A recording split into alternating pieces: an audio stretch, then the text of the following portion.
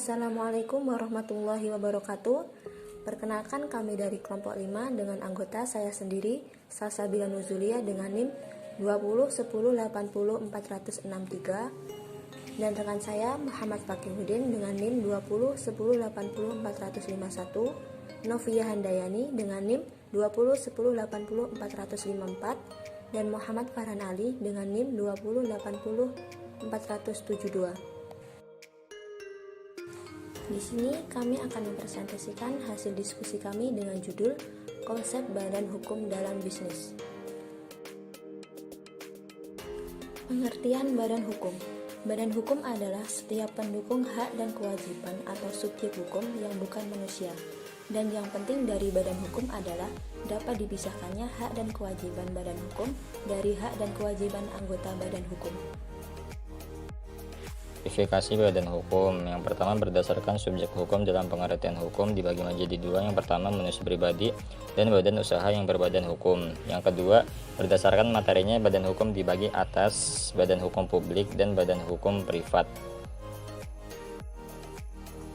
Bentuk-bentuk badan usaha bisnis. Yang pertama, perseroan adalah perusahaan yang dimiliki oleh seorang atau lebih yang menjadi pemilik saham atau share perusahaan tersebut. Perseroan yang relatif besar dapat menjual sahamnya ke masyarakat secara terbuka melalui bursa saham, tentunya setelah melalui persyaratan dan prosedur standar yang ada, atau menjualnya kepada siapa saja yang berminat secara tertutup. Bentuk-bentuk badan usaha bisnis. Yang kedua adalah perusahaan daerah. Undang-Undang Nomor 5 Tahun 1962 tentang perusahaan daerah memberikan pengertian tentang yang dimaksud dengan perusahaan daerah. Adalah semua perusahaan yang didirikan berdasarkan undang-undang ini yang seluruh atau sebagian modalnya merupakan kekayaan daerah yang dipisahkan, kecuali jika ditentukan lain dengan atau berdasarkan undang-undang.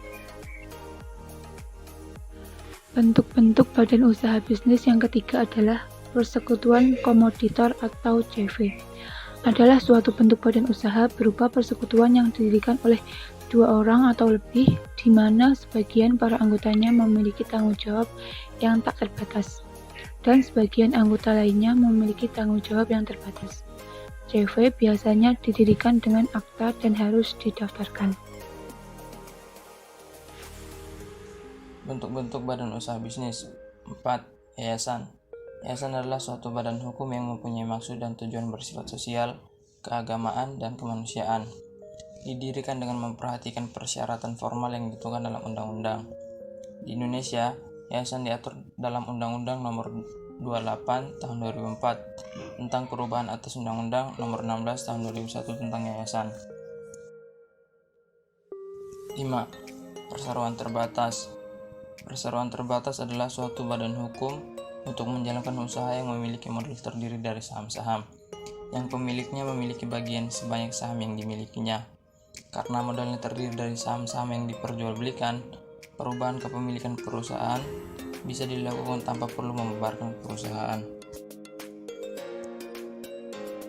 Contoh lembaga bisnis lainnya.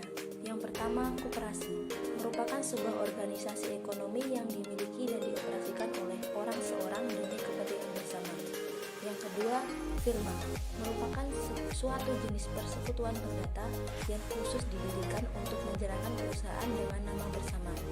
Yang ketiga, persekutuan perdata merupakan suatu persekutuan yang dibentuk atas suatu perjanjian dengan maksud untuk mendapatkan keuntungan. Cukup sekian presentasi dari kelompok 5. Jika ada kekurangan dan kesalahan, kami ucapkan minta maaf yang sebesar-besarnya. Akhirul kalam, wassalamualaikum warahmatullahi wabarakatuh.